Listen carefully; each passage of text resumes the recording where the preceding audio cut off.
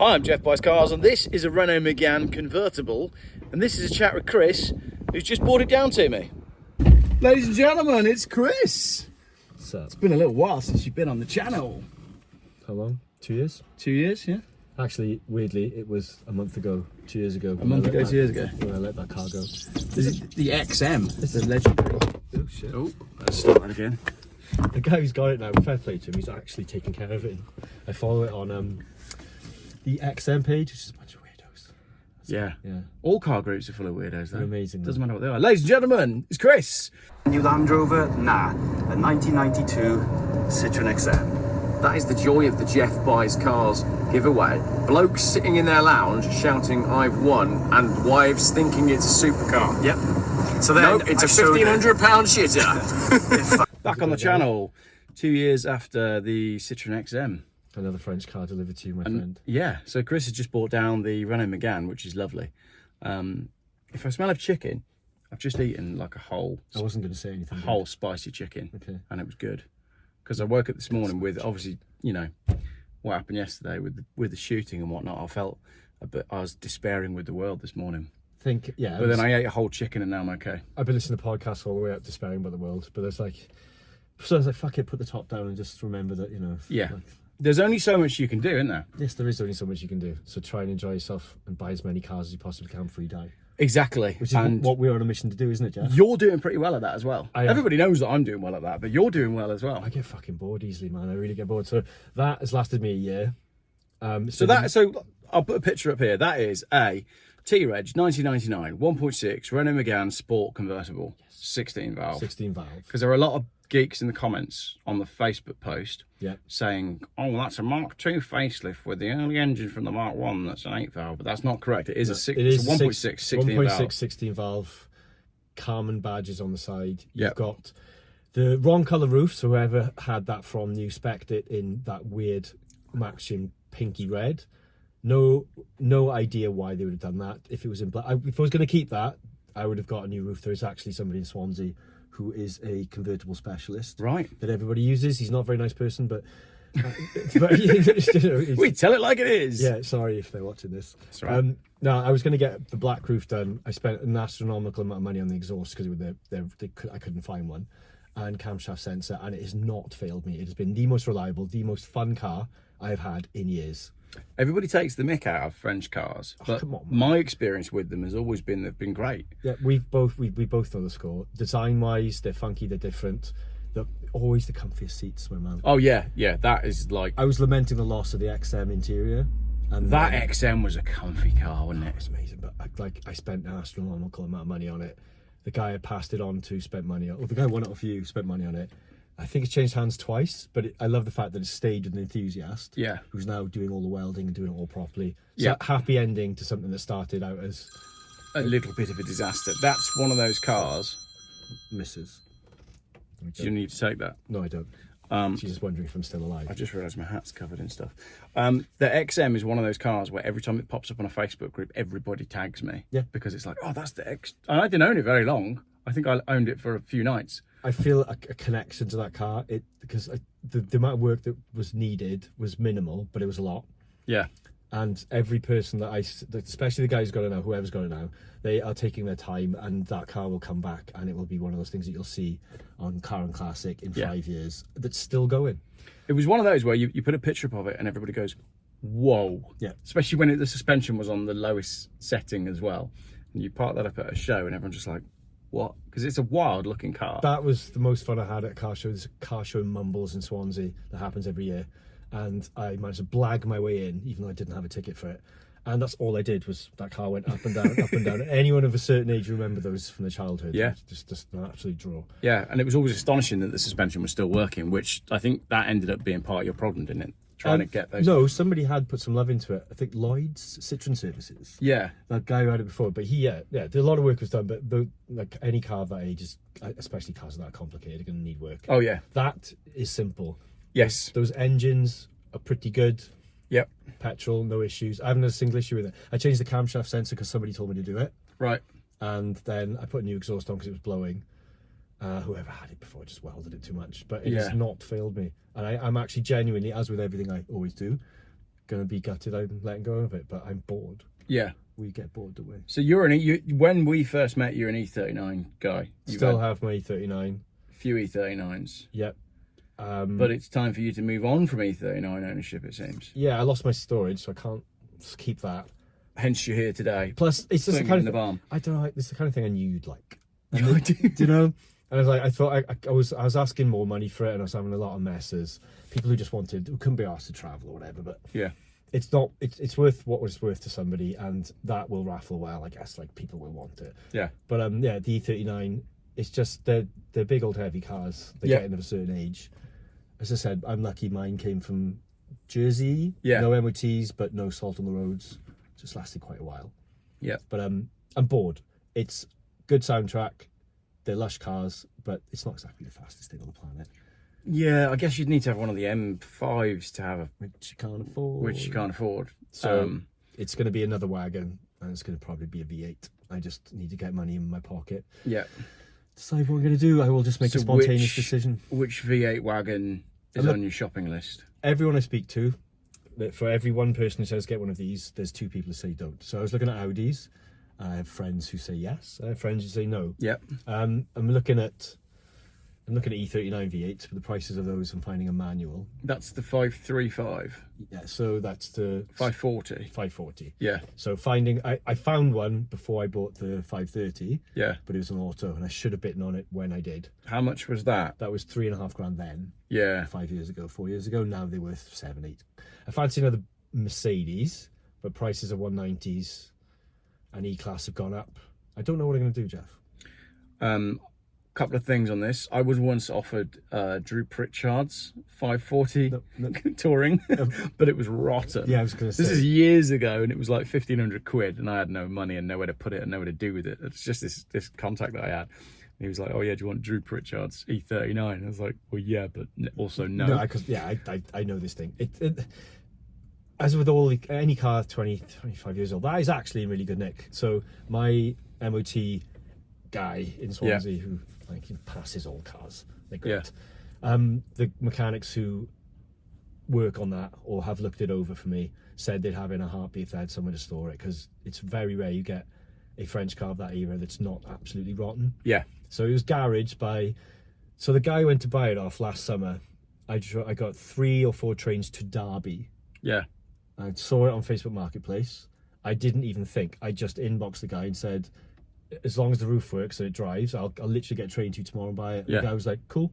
He's a dealer. He Yeah. had like various Porsches, lots of 4x4s on his driveway when I got there. And he literally just handed me the keys, said, roof works. I've got no history for it. I guarantee you'll get it back in one piece. Love it. Love it. Or I'll give you your money back. And I was like, okay, that's cool. Got me home. 4.5 hour drive in the last June. Beautiful day. But I had no idea I was going to fall that much in love with it. But yeah, it's a cool thing. It's one of those cars that I'd say they're quite overlooked. Friends in there checking it out. It'll make me an offer on it tonight. Every car that comes in the barn. That's the thing. My guys who work on cars that I have, they refuse to work on my E39, or they begrudgingly have a little bit. Yeah. Hello, Dan and Sam, if you're watching this. Best mechanics are always the grumpiest ones. Yeah, that's right. Yeah. But they said if that was the 2 litre, they'd have had that for their collection straight away. Yeah. Because they're fetching good money. But these things are only worth as much as someone's willing to pay. John's just got that 206cc. He actually got it in a swap deal, and that's done like 22,000 miles or something like that. But it's a similar sort of thing in that it's a car that like nobody really talks about, but it makes a lot of sense. That's where that car came from. Sorry, my point in my story was I got to this guy's house. He had no history, nothing. Just said, I promise you it's fine. Trusted the guy, got in, and I was like, how many owners had he? So a woman in the village who he lives in had just part X'd it. He lives in the woman, or he lives in the village? He lives in a village. In a village, and there's a woman in the village. Who lives also in the village, just clarify that. He didn't live in a woman. I know what you Welsh are like. I know this was in Derby, wasn't it? No, it's like we either skip the detail or that could be true. Yeah. No, he said this to someone. She'd part X'd it at a local dealer, and he just saw it in the forecourt, went and just he probably paid pittance for it. Yeah. And then sold it to me for bugger all as well. But it just spoke to me. And I drove it back with BBC Proms blasting, and the stereo died on the way home. Amazing. Some of the dash, some of the lights on the dash like decide to work when they want to, but everything else on the car worked. Yeah. And it have continued to work for an entire year and a bit. Like 14 months I've had it, not giving me, touch some wood, whatever. It's always astonishing that with dealers as well, how little they pay for part exchanges like that, because they've got a lot of these franchise dealers, they've got no way of dealing with a car like that. No. Although you and I and many people would go, oh, it's X thousand miles, it's probably worth X. They just go, it's already booked on a trailer. Yep. It was just to get this person through the door to buy a car, and she happened to live locally. But apart from the lacquer on the bonnet, it's in remarkably good condition. So it's been garaged, it's been cared for. Yeah. No leaks, nothing. Yeah. It's been brilliant. I'm regretting my decision now, but I'm here. Yeah. And you can move on. And what I was going to say was E55 AMG estates. Looking at them now, the prices of those are going north as well. If I can find one, I got a budget in mind. I don't know, I might not go V8. I was looking. I've got a friend who's got one. I'll connect you. Yes. And he'll probably sell it. This is why we love Geoff. Yeah. Because I always know someone that's got something. That's the thing. This is why people come to me for cars. Because if I haven't got one in my barn, I can find you one within 24 hours. That happened to me last week. Someone got in touch. We're sitting in front of a barn with a Rolls Royce in it, so yeah, that's not mine, to be fair. Someone got in touch last week, and they were doing. I can't talk about much of it yet. I can tell you off camera because it's all quite secret. But just to clarify, if Geoff's missus is watching this, I didn't buy the car. It's here for storage. It's here for storage. Yeah, I'm here on business. Exactly. Yeah, guy gets in touch and says, "Oh, I need a certain type of car, and I need it by Friday." And I was like, "I haven't got one. I don't know anyone that's got one." But give me, a few hours. And I had one delivered on a trailer to his house the next day. Amazing. And it's actually got a really cool story. I'll tell you in a minute. In fact, I'll tell you now and then I edit it out, right? He needed it for... and then came back to me covered in snow. See, I love a car with a story. Exactly. I'll edit that out. Right, it's starting to rain and I need to book you a taxi so I can get you back to the station without my wife knowing that you're here or that the car's here. Was never here. Or that I've bought another one. So I will connect you with Matt, Bavaria, regular Geoff contributor. I think he's still got his E55 and he's now into Land Rovers. So if he's still got it, he'd probably be interested in moving it on. I'll be in touch. I'll find out. I had one and they're gargantuan. I went to the tip because I'm always going to the tip. And someone was giving away a rocking chair, like a proper grandma rocking chair. I was like, that's bloody nice. If I was in any other car, I couldn't fit it in. But I was in an E55 estate and just went straight in. Brilliant. Shockingly fast and old-fashioned. Like it's a dinosaur engine. It's a non-turbo. That's what I'm after. Some V8. Like that era of reliability mechanically. If there's rust, you deal with it. Yeah. It gets to a point where you're like, it's too much for me. There's always another idiot who will buy that car off you. Yeah. And you're never going to make money on them, so don't even think about it. Yeah. It's just a perpetual chain of suiting your needs at the time. Yeah. As like I said, that car is the most fun I've ever had. I'm selling it because I'm bored. I kind of like the idea that you're going to like pass it on to somebody who's... I'm going to make a fun video with it. I think when the sun comes out, I'll go... Because what tends to happen with the Geoff cars is, let's say I put up a choice of 3 cars, whichever one I make the video on, suddenly people are like, oh, I definitely want that one. And when this one's been offered previously, it's like... sat here with my sunglasses on was pissing it's like the least desirable car in the Geoffel. But when I show people what it is and make a video and have fun with it, then everyone will go, oh yeah, I can see why he wants that. So I'm looking forward to doing a little video with it, although it's now, you've brought the weather with you. I'm sorry. When you phoned me this morning, the rain... me all the way here. The rain... No, that is the worst car we travelling in. It's basically an 800 kilogram shoe with wheels. Yeah. With a paper roof. I had to stop it 3 times the way here because it just weighs nothing, so it's just perpetually aquaplaning all the way. It is perfectly safe, ladies and gentlemen. And weirdly, the most reliable car I've ever had. It's been brilliant. And as I said, my partner's fallen in love with it now as well. A little bit too late. I really don't know why you've brought it down here today. No, she will be trying to. We've got to get you in it. We've got to get you. So Audi E55. Slim pickings for a V8 wagon, isn't it, really? Yeah, I did narrow it down. R36 was on the cards for a while, but they're still really expensive. Yeah. Passats, all the imports, they're all auto. They sound amazing. 320 brake horses. Yeah. So they are up there with the kind of power I'm looking for, but they are all like 12k for good ones. Yeah. I don't know what I'm going to do yet, and as always, I'm going to just wait till there's money in my pocket. Yeah. And make a decision. Yeah. Which will probably be a stupid one. Yeah. But we live and never learn. I will never forget E55 ownership for when I had one. I ended up with one because I had a ropey M3 E36 M3 that I couldn't sell for like $3.5 grand, believe it or not, back in the days when stuff was worth nothing. And I ended up doing a part exchange deal with a guy that had an E55 estate, and that was just phenomenal. I mean, I've had two actually. I had an E55 saloon as well that I bought with my. There's a story on that on YouTube because it was the biggest financial disaster that I've ever had in a car ever. I lost thousands of pounds on it because I bought a nail and I invested money into a nail. Pretty bad. And then when I'd done all the bodywork and made it pretty, it was still a nail because it was bent. And my conscience got the better of me, and I couldn't sell it on to someone knowing that it was bent. So what I did was I put it in like a really dodgy Birmingham auction. And what was really funny about that was it was a day like this.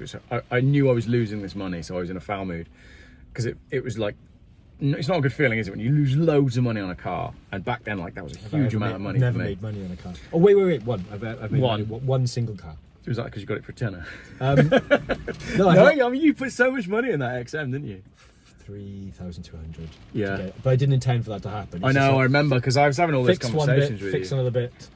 To be fair, like I couldn't have done some of that work myself. Yeah. And it's a tricky car, isn't it? That's the thing. That was a frustrating thing. It's still going though, and I'm glad about that. I don't care about. Obviously, there's lost and there's lost. There's like if you're going to put too much money into something, you just. How do you sell that car then? Yeah. You're just left with something that's a piece of shit that nobody wants. Yeah. So in order for it to live on, you kind of have to take a hit. Yeah. Like, I've genuinely only ever made money off one car that I ever had. Yeah. And like you, I've owned loads of cars in that era when they were like £500 to buy. Yeah. I let go of a 200 SX S13. What? Yeah. Yeah. I bought it for 1,200 quid. I sold it for 650 quid. And now you can't, like, even if you wanted to buy one today, you can't even get. You can't buy one. You can't even get a pre-facelift for anything less than 15k. Yeah. And all the ones that have been drifted have died off. Yeah. The ones that are still around still need a lot of work. Yeah. Still need welding. So if you're lucky, you'll pay, and you want a standard one, you'll pay 15 grand, and it'll be an auto. Yeah, and every single one that you look at disappears like that. They pop up again, they disappear like that. So they're changing hands regularly. Yeah. They will in 5, 10 years be mega money. That is a gorgeous looking car. Perfect proportions. I love them. It is. We've got regrets about everything we let go of, but that is one of the ones I wish I just had the foresight to say, you know what, it's actually functioning and running. Needs a bit of welded, put in the garage and keep it. But yeah, let one of those go. Yeah. But we've done that with loads of cars. Loads of cars. Yeah. Too right. Don't know what I'm going to do next. I need to get you a taxi to the train station. That was the funny thing. So when I dropped my E55 at the auction, knowing full well that it was going to sell for peanuts to someone from Birmingham, which it did. I think it made like £1 grand, which was embarrassing. And I drove it to the auction and I got a taxi home. And this taxi home was one of the least roadworthy cars I've ever been in my life. It was hilarious. I had a massive crack down the windscreen and the guy was like peering around the glass like this. It was bizarre. And you could I sat in the back of the car and I could feel that he was fighting to keep the car going in a straight line. I'm like, yeah, I've done the right thing by dropping this car to a Birmingham auction. Right. The kind of thing that happens. John's cleaning his car in the rain. That's quite funny, isn't it? As you do. Yeah, he's got the pressure washer out. Oh, he's just looking at us now. Right, I think that's the end of the video. So, let us know what you end up buying. So I'll connect you with Matt. Hopefully he's still got an E55. So I can recommend them. Yeah. It's a very good engine, that 5.4. It's one of the best for like reliability and very under stress. It's weird but they make the right noises. That's all I care about is mechanical reliability. Yeah. You can replace parts on a car. If you've got good local mechanics or you've got a good network locally to help you out with things that are too difficult, that's always a bonus. Yeah. Trying to do this and not doing any work yourself is probably a stupid idea. Yeah. But no, that over there, that Megane is reliable. It's been great. It doesn't leak. They're actually quite nippy and really good on fuel. There was nothing. That drive back from Derby, that 4.5 hour drive, was the best drive I've had in years. Top down all the way, and gutted. Drives like that stay with you though. You'll remember that. They do. Like these little moments. I'm regretting this now. Yeah. But there we go. Well, get me to the train station so I can't change my mind. Thanks everyone.